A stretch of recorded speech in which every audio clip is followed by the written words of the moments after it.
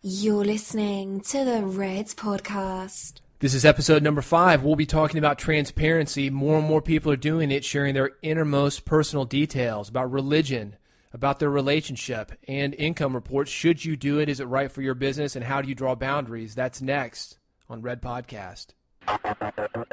This is the Red Podcast. Real entrepreneur development. Make more money. Work less and live a life of freedom. No BS advice that really works.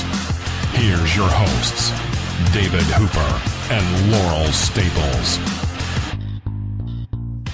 So David, if John Lee Dumas of Entrepreneur on Fire and Pat Flynn of Smart Passive Income were in a boxing ring together, who do you think would win? You know, I don't know, because I've never seen either one of them fight, but the question would be, would Pat have like a smart passive technique? Smart passive uppercut kind of thing. And would John Lee Dumas light himself on fire? Yeah, he's coming into the ring on fire. And you know, he would do like 80 punches a minute. He would. It would be a volume thing with him. It would be insane. But Pat Flynn's coming in and also with Ask Pat podcast, so he's doing like a well, you could ask him questions. I don't know if that's like yeah, you could ask him questions. Throwing a punch though. That's like, true. Would you like me to punch you? How about that? Yeah. No, I don't know. I think you know, one of the cool things about a lot of these online marketing guys is they seem to get along and trust that there's enough money for everybody. I like that. But I don't know that there's not behind the scenes drama. And if there were, I would hope they would work it out in a boxing ring. Me too. I don't even like boxing, but, you know. I think John Lee Dumas would win. Doesn't he have a background in the military? Yeah, probably trained killer. Could kill somebody with his bare hands. Yeah, and Pat Flynn has a background as like a musician. Well, yeah, he could blow a horn and make him go deaf. Architect, musician. Yeah, okay. Build something. All right, he could build a better ring where he could win. See, so I just don't know. It's a draw. So what's going on? Not much. Hey, you know, something that those two guys have, I think they share it in common. One thing we know they get along on is they both put their income out there for everybody to see.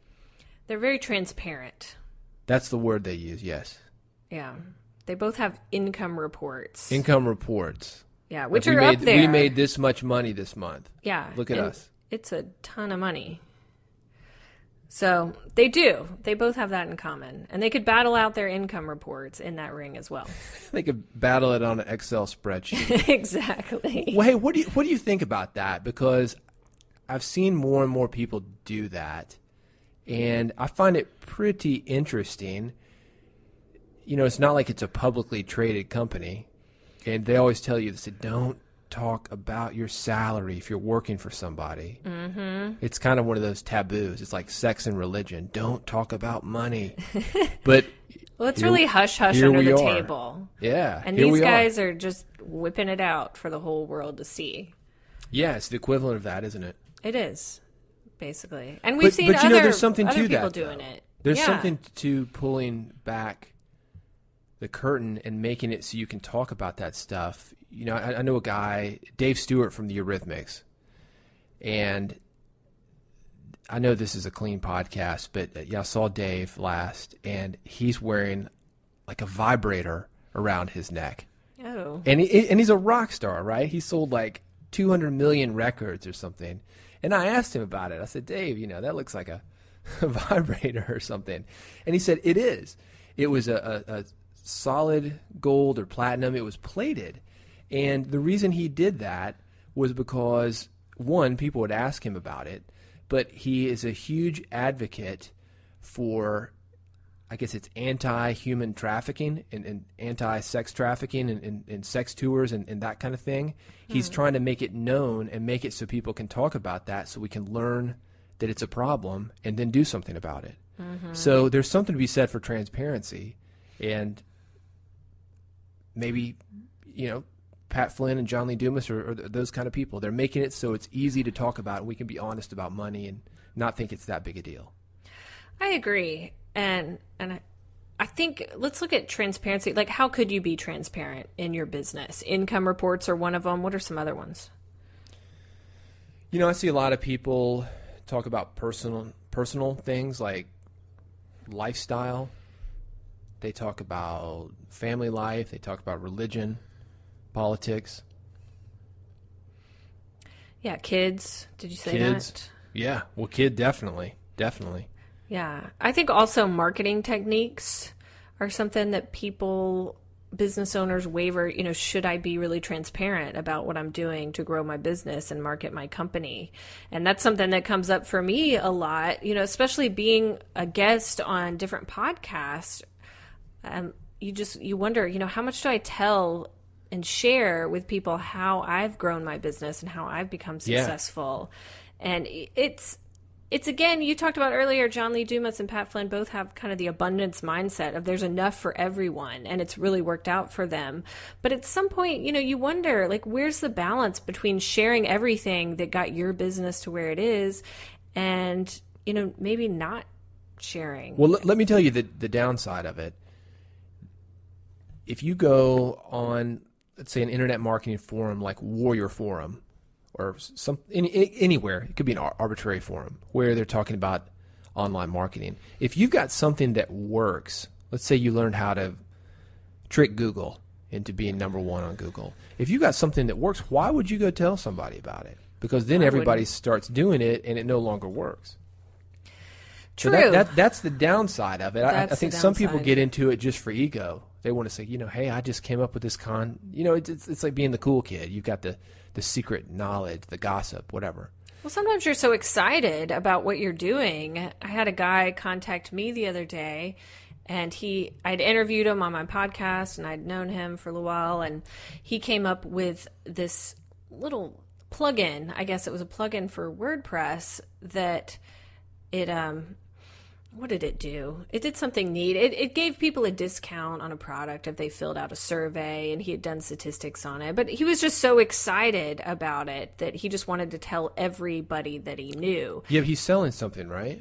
He's selling something, and it's not a direct example here, but I think when you hack something, or when you figure out a trick, or when you figure out a cool marketing technique that's pulled you in a lot of money, you want to share it sometimes. Okay, but think about this. You're writing a book right now. Correct. You've been in the process, and I think you've got a fantastic slant on it's. Let's say it's a marketing book. Is that safe to say? It's got marketing in it. It's kind of a marketing lifestyle. Yeah. It goes along the lines of anything the people we're talking about here would do. It's basically how to make a ton of money. And this is a clean podcast, so we can't say the podcast intro that you have, but if you go to gofireyourself.com and listen to one of your solo podcasts, how to make a blank load of money, and I can't remember what else you're saying, but it's a book about that. And you're not talking about it until you get it out. True. Yeah, when we were out the other night, David, we were hanging out with my friends, our friends, for my birthday. And David, you started to tell them about this awesome marketing idea I have for my book. And I was like, wait, don't tell them. And let's go into it. It turns out that one of these guys, the male in the couple relationship, he's a direct marketing guy, mm-hmm. and had a background in direct mail, as do I. So I was telling him about what you and I had come up with. Because it was exciting. Yeah, because direct mail guys, we love that kind of stuff, like these little gimmicks and stuff, and like a campaign that would work, and this thing's going to rock. But you were like, hell no, shut up, David, change the subject. It was really awkward. It was awkward because I thought I'd communicated that I didn't want to tell anyone my idea. So this was an idea I have for a book promotion for when my book comes out. And I thought I'd communicated that, let's keep this on the DL. And apparently I hadn't. And these were these are casual friends. These are not competitors. These people are not going to steal my idea. But still, there's that fear there that the idea is out there and, someone's going to use it before you. And it's an awesome idea. And you've got to be cool with that, though, because I think a lot of people, whether it's income reports or a new technique that works, a lot of folks just want to be first. and they want to put their name on it, or they want to name the technique, because all this stuff gets out eventually. Everything that I've ever done, somebody else has also thought of it. I thought it was like my secret, but it turns out there was like another guy. It's kind of like Tesla and Marconi. They both came up with the radio about the same time. Things just happen like that. Or songwriters will write a song like, "Oh, I love you," and another writer will come up with the same song about love. Imagine that, right? Sometimes ideas work out that way. So I don't think there's one that's completely original, but sometimes it can be your adaptation of it. So at what point do you say, yes, this is something I should put out into the world, how I grew my business, how I market my company? You mean how transparent should you be? Yeah, how transparent? Where do you find that balance between, do you share a lot of pictures of your kids? Do you share the money you're making? Where do you I'm just going to call balance? everybody out, everybody listening to this podcast, and say that nobody is truly transparent. Nobody is. I think we all know. Think about reality TV. Why is reality TV so crazy? Well, because there's a camera watching people, and people act out. They're not that way in real life, are they? Well, we might not know because there's no camera. But I think when you've got an audience, you have a camera, or you know that the word is going to get out, you start acting differently. And there's certainly been studies that show Facebook is that way. Think about that. You're only posting the photos that you look really great in, or you're like, "Hey, I'm in Tokyo this week. Next week it's Boston." That's not the reality of it. Nothing bothers me more than that. Well, Facebook stuff. Well, we've done it in the entertainment industry for years.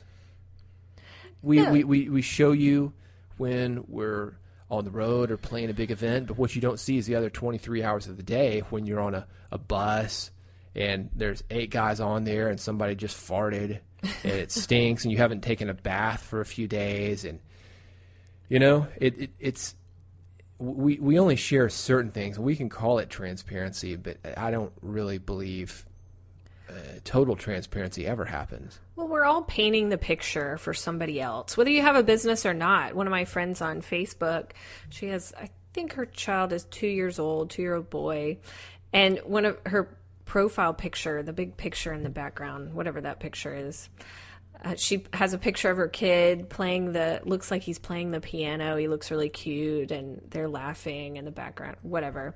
And she was like, that picture, it makes him look like this cute little child prodigy, but that day he was like screaming and annoyed, and I was trying to distract him while my husband went to the bathroom, and it was just like this awful day. But when you look at that picture, you've painted a picture of her life, that she has this great family, they're all cute, they're all happy, and that's what a lot of business owners do. And you wonder where that transparency line really is. Are they really struggling? Well, it's tough because if you go to a conference, and we were at New Media Expo earlier this year, that's the last one that we went to together, and you would talk to people, "Oh, everything's going great. Yeah, just money's just coming in. I sleep on a mattress full of money every night, in fact."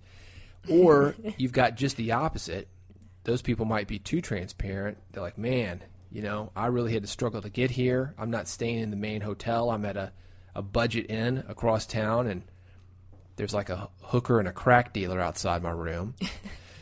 They're too transparent, and I think it's a real fine line, because you want to be in the middle, I think. Yeah, and because of Facebook, or because we're seeing only a portion of people's lives, if you will. I think we have a tendency to compare our full life with their Facebook life. And I always say this. I have a friend of mine, and she got divorced, and her husband was really nice. He had a retail establishment, and everybody in town knew him. It was that kind of guy. He was like a pillar in the community. And he was really good for about 3 minutes. That's what we called him. We called him 3-minute Mark. And after 3 minutes, he became a jerk, and he was certainly a jerk to her.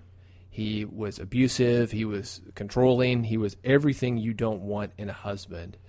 But it was really tough for her, because nobody would really understand that. That's how she felt anyway. And I think that's how a lot of this transparency, I think, has been a problem, because everybody feels the pressure to keep up. and we're only getting part of the story, and you think you're the only one. For example, let's take it back to your book, Laurel.